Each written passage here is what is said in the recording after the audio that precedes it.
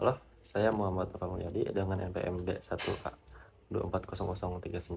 Nah, hari ini kita akan ngebahas sesuatu yang sangat relevan dengan kehidupan digital kita, terutama bagi teman-teman yang sedang mengambil mata kuliah jaringan komputer.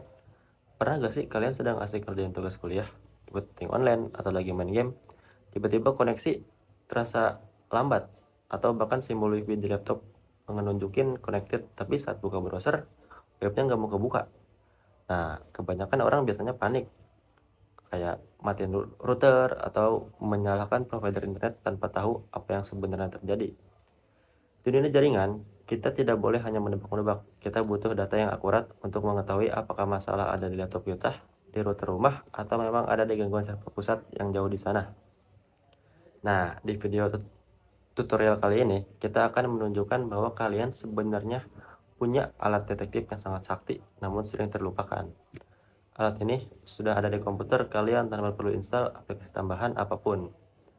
Nah, kita akan belajar cara mendiagnosa dan membedah masalah jaringan menggunakan dua perintah fundamental, yaitu ping dan traceroute.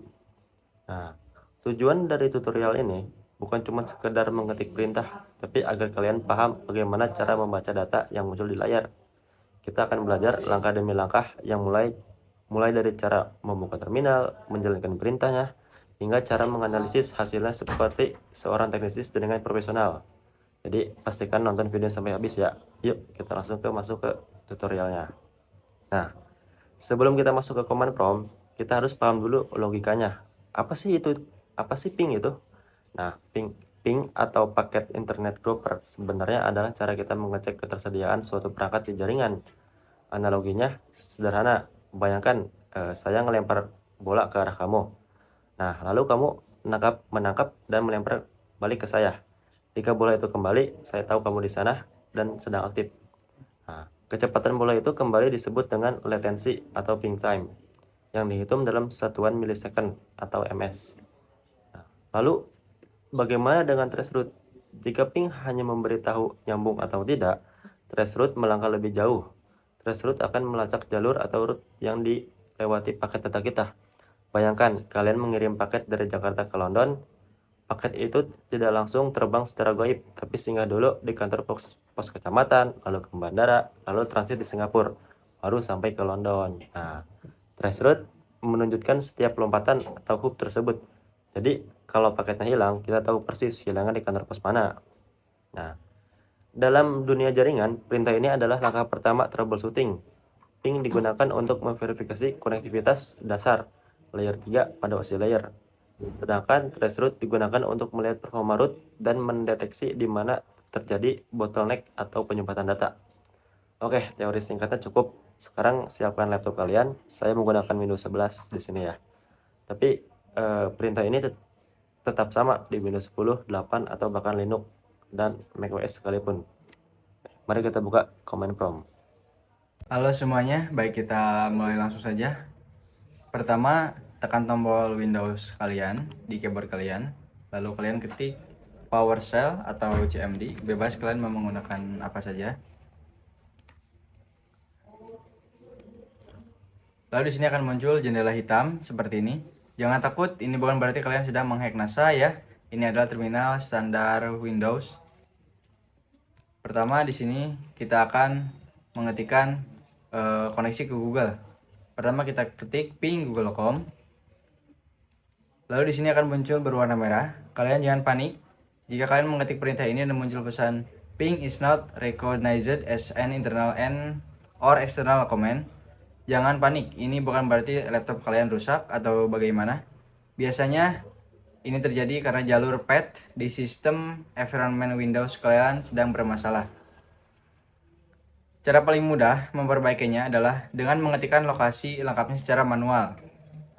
Lalu kita ketik C Windows System 32/ping. Karena saya di sini tadi sudah mencobanya, kalian bisa tekan tombol pick up biar kalian nanti di sini muncul otomatis yang sudah kalian tadi jalankan.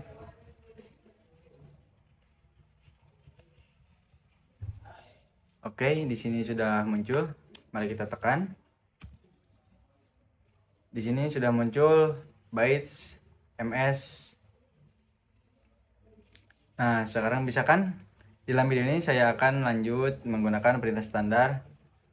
Tapi jika kalian mengalami error tadi, pasti kalian sudah mengecek environment variables di pengaturan Windows kalian ya. Di sini ada tulisan reply form, artinya Google merespon kiriman data kita. Ada bagian bytes sama dengan 32, ukuran atau bisa disebut dengan ukuran data. Data yang paling penting adalah time menyesuaikan ms. Untuk time ini menyesuaikan, semakin kecil angka time ini, semakin responsif internet kalian. Kalau kalian pemain game online, angka ini biasanya disebut sebagai ping kalian. Menganalisis masalah request timeout. Bagaimana jika hasilnya bukan reply? Jika muncul tulisan request timeout atau bisa disebut dengan RTO, artinya data kalian tidak bisa balik.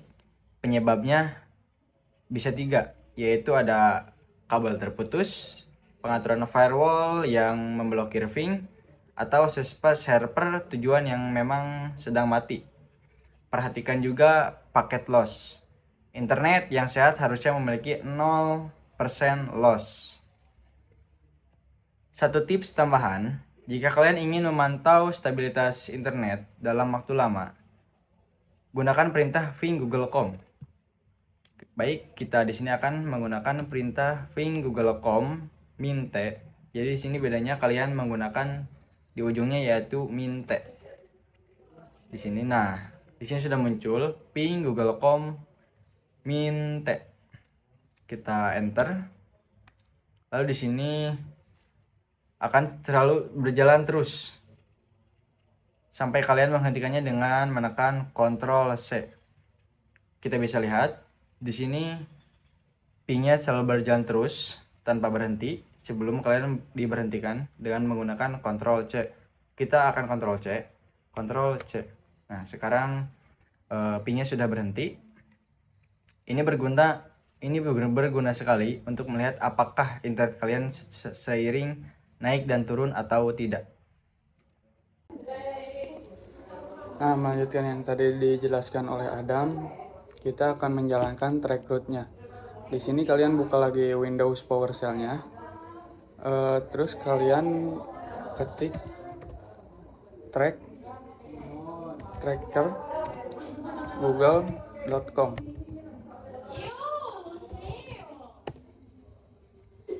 Nah, ini kan merah, kita harus membawa ininya.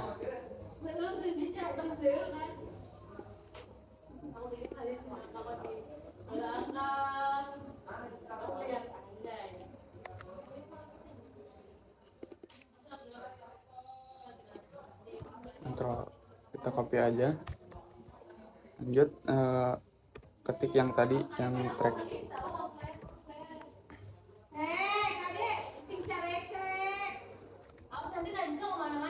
google.com. Nah, di sini langsung muncul hop yang pertama. Biasanya hop yang pertama adalah router rumah kalian, misalnya 119.68.1.1. Jika di sini sudah lambat, berarti WiFi rumah kalian bermasalah. Lanjut, di sini ada hop yang kedua. Ini adalah server-server memiliki provider internet atau ISP kalian. Lanjut, yang hop yang terakhir, ini adalah tujuan kita, yaitu Google. Jika ada simbol bintang atau request timeout di tengah jalan, itu titik di mana jaringan sedang mengalami gangguan atau firewall yang membatas. Assalamualaikum, saya Ajpar. Di sini saya akan menjelaskan kesimpulan dari penjelasan teman-teman sebelumnya, teman saya. sebelum kita akhiri, mari kita simpulkan apa yang mudah di kitab yang sudah kita pelajari hari ini. Kita telah mempraktekkan dua perintah fundamental dalam dunia administrator jaringan. Pertama, perintah ping yang berfungsi sebagai alat uji konektivitas dasar untuk memastikan apakah host itu aktif atau tidak. Kita juga belajar bagaimana membaca nilai latensi atau time agar kita tahu seberapa cepat respons jaringan kita. Ingat, angka time yang kecil berarti koneksi semakin responsif, yang mana ini sangat krusial bagi aplikasi real time seperti video konferensi atau game online. Yang kedua, kita telah membedah root data menggunakan Target jika ping hanya memberikan status sampai atau tidak. Tracker route memberikan visibilitas penuh terhadap jalur yang melewati paket data kita dengan memantau setiap hop atau lompatan. Kita bisa mengidentifikasi letak hambatan secara spesifik, apakah masalah ada di jaringan lokasi kita di sisi provider internet yaitu ISP atau justru pada server tujuan itu sendiri. Pengetahuan ini sangat berharga agar kita bisa melakukan troubleshooting dengan data yang akurat, bukan sekedar hanya menebak-nebak. Ya, yang selanjutnya itu ada catatan tentang troubleshooting. Satu hal yang penting juga kita pelajari tadi, jangan cepat menyerah saat menemukan error seperti command not recognized. Sebagai mahasiswa teknik, kita harus kritis.